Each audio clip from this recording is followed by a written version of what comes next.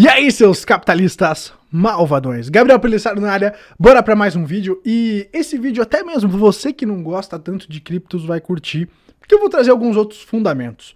Então esse vídeo eu vou falar de fundamentos sobre como as criptos, né, o Bitcoin principalmente, pode te proteger de algumas cagadas que estão sendo feitas, e também vou falar sobre segurança, que é o assunto aí do título do vídeo, que eu vou responder um seguidor nosso aí, beleza? Vamos continuar aqui então o vídeo trazendo esse indicador, que é o indicador do Buffett de bolhas. Então esse é um indicador muito bacana, onde já trouxe algumas vezes aqui no canal falando sobre, já expliquei sobre também como ele funciona. E aí, pessoal, o que o holder fala, né? Ele fala o seguinte: adorável enquanto dura. O que ele está se referindo, né, ao que eu também acredito que é uma bolha. Os mercados de ações se desvincularam da economia real. O limite global de mercado agora equivale a 139% do PIB global, muito acima do limite de bolha de 100% do indicador do Buffett, né? Então o que o indicador do Buffett aqui por cima tenta apontar?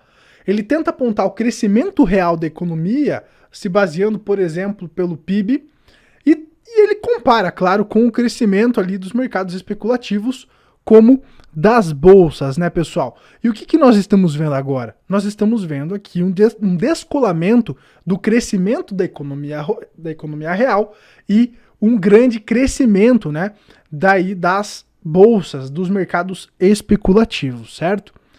Então, pessoal, eu acredito que a gente está nesse momento de fragilidade e também vou trazer aqui, fazer um bololô e falar sobre a carteira antifrágil, né? Porque tá tudo relacionado, beleza?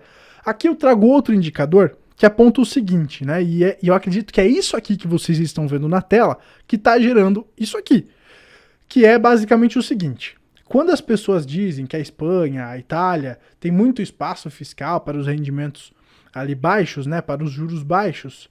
E aí o Robin fala que isso não é bem verdade, né?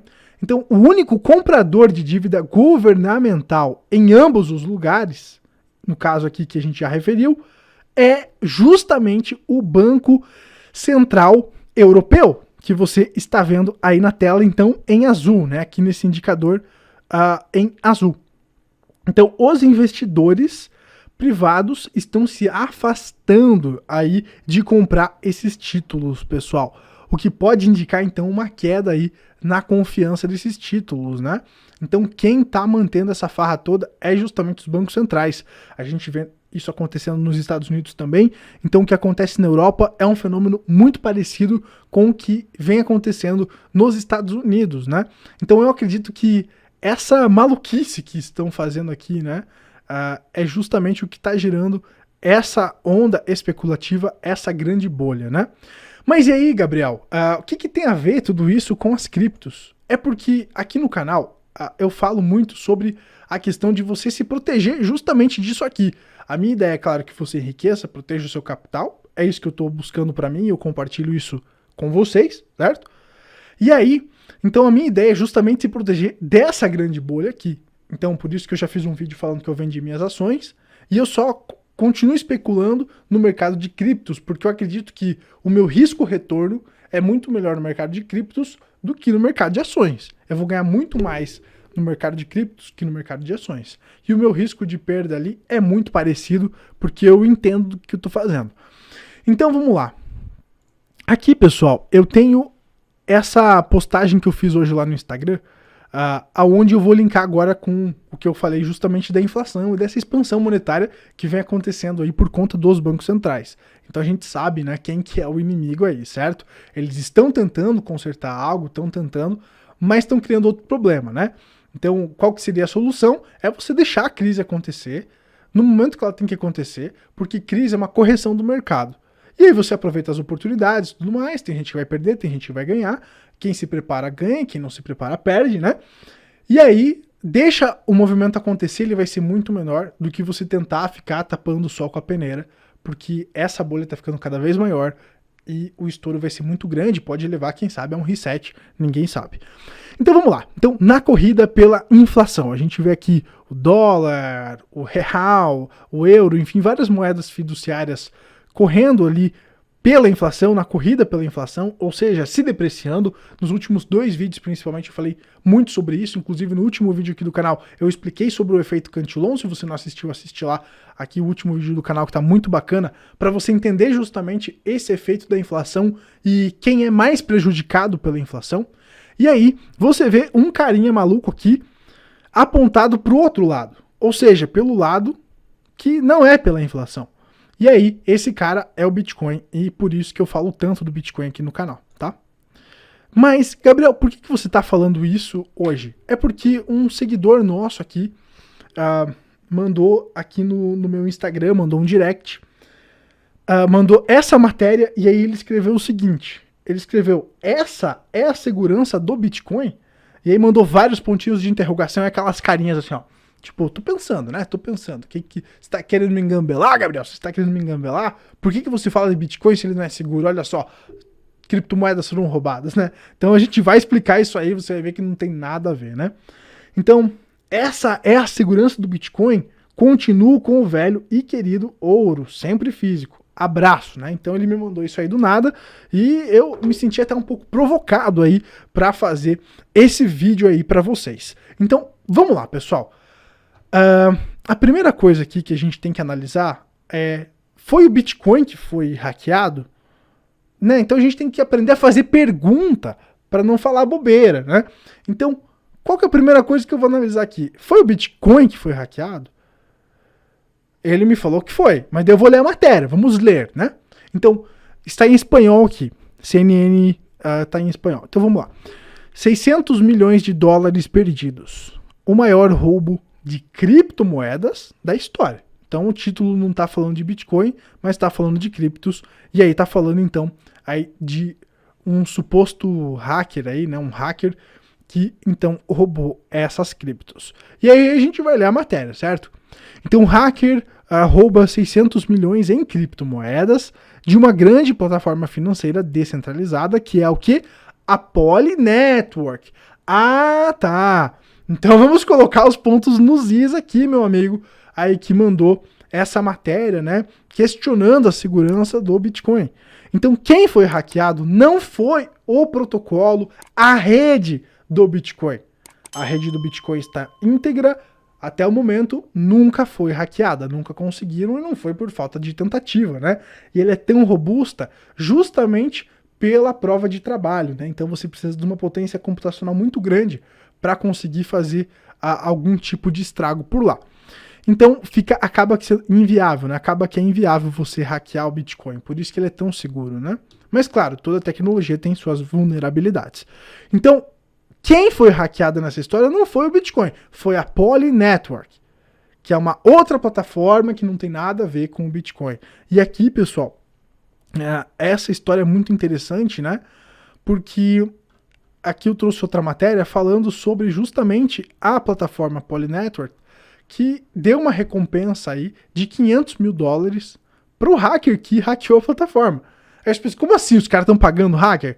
É porque esse hacker aí devolveu boa parte aí desses milhões que foram roubados, né? Então o hacker era um white hat, que é tipo um chapéu branco, assim, um hacker do bem, digamos assim, e ele então devolveu essas criptos aí que foram hackeadas e apontou onde estava a vulnerabilidade na plataforma, né? Então foi um hacker bonzinho, né? Você tem os crackers, né? Ou é o contrário, os crackers são do bem e o hacker do mal. Aí eu não lembro. Mas, então, uma coisa que a gente tem que pontuar muito, pessoal, eu vejo que a galera se confunde, tá? Antes aqui de eu fechar a tela, deixa eu mostrar aqui como que você se protege, então, de ataques hackers, né? Eu vejo que muitas vezes as pessoas perdem Bitcoin porque a plataforma onde elas hospedaram o conteúdo foi hackeada e não o Bitcoin, né? Então, a plataforma onde elas armazenaram, né, o Bitcoin foi hackeada. Então, eu gosto muito de utilizar, né? Você entra no meu Instagram, tem lá nos destaques do BTC, você vai ver que eu gosto muito de utilizar carteiras como a Ledger, que eu já mostrei infinitas vezes aqui no canal, carteiras que vão te dar uma segurança muito maior, porque elas têm uma verificação física, né? Você tem que apertar o botãozinho ali. Então ela é muito mais segura, né? Muito mais segura do que você estar aí utilizando uma carteira online. Então, deixa eu fechar aqui, deixa eu falar com vocês. Então, nós temos vários tipos de carteira, tá? Nós temos carteiras Cold Wallets e Hot Wallets. Carteiras Hot Wallets são carteiras online, são carteiras como Ajax, carteiras que estão conectadas na internet.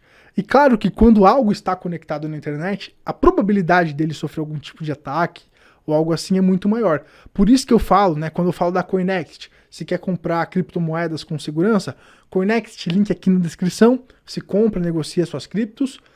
Inclusive, final da promoção, vou falar aqui, fazer uma merchan, final da promoção lá dos R$10, hein, faltam poucos dias aí para promo, então aproveita lá, você abre sua conta gratuita, fazendo o seu primeiro depósito de pelo menos R$50, você ganha 10 anos de desconto fazendo o seu cadastro pelo meu link aqui da descrição, tá?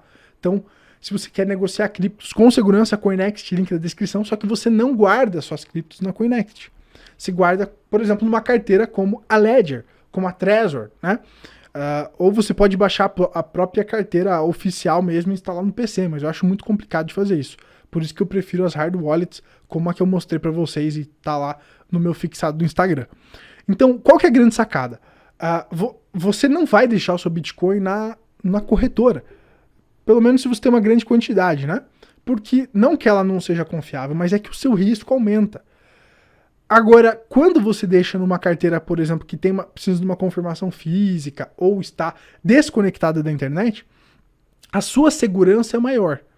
Então, essa que é a grande sacada. A rede do Bitcoin nunca foi hackeada. O que foram hackeados até hoje foram carteiras principalmente hot wallets, ou seja, carteiras online. Aquela carteira blockchain, acho que é é blockchain. A carteira, tipo assim, a carteira usa o mesmo nome da blockchain. É um site, acho que é blockchain.com, não sei. Muita gente perde Bitcoin lá. Por quê? Porque é uma carteira ruim, tá? Duvidosa, que é hot wallet, é muito visada, né? Então, muita gente perdeu o Bitcoin porque guardou seus Bitcoins nessa carteira que é, na minha visão, ruim. Então, essa aqui é a grande sacada. O Bitcoin não foi hackeado. Quem foi hackeado foi a carteira, foi a corretora. Então é isso que a gente tem que diferenciar, né? Vou dar um exemplo. Tem o Banco Central que emite o real. E aí você tem lá o Banco do Brasil, Itaú, vários bancos e instituições financeiras. A instituição financeira X pode ser hackeada, mas não significa que o Banco Central foi hackeado. Uma coisa não tem nada a ver com a outra. A mesma coisa é a rede do Bitcoin e a exchanges, carteira e tudo mais. É isso que vocês têm que entender, beleza? Por isso que eu continuo dizendo que Bitcoin é confiável, porque até hoje muitas pessoas tentaram hackear, mas ninguém conseguiu. E eu acredito, né, e por isso que eu falo tanto no Bitcoin, que ele é uma ótima maneira de se proteger justamente dessa inflação. É uma forma que o ouro não vai conseguir te proteger, porque ele é muito mais fácil de você negociar criptomoedas. É uma rede descentralizada, robusta, que nunca foi hackeada, e que o ouro, por exemplo, já teve na história do governo chegar e confiscar o teu ouro na tua casa. Entra pessoas na tua casa, pega sua barra de ouro e você vai ficar chorando, entendeu? Ou você quer, a gente vê lá que tá acontecendo lá no Talibã, aquelas coisas todas lá. A galera que quer sair do país, dificilmente vai conseguir sair com uma maleta com 30 quilos de ouro nas costas. É muito mais fácil sair com as palavras-chave na tua cabeça, ou sair com uma carteirinha como a Ledger que eu mostrei para vocês, né?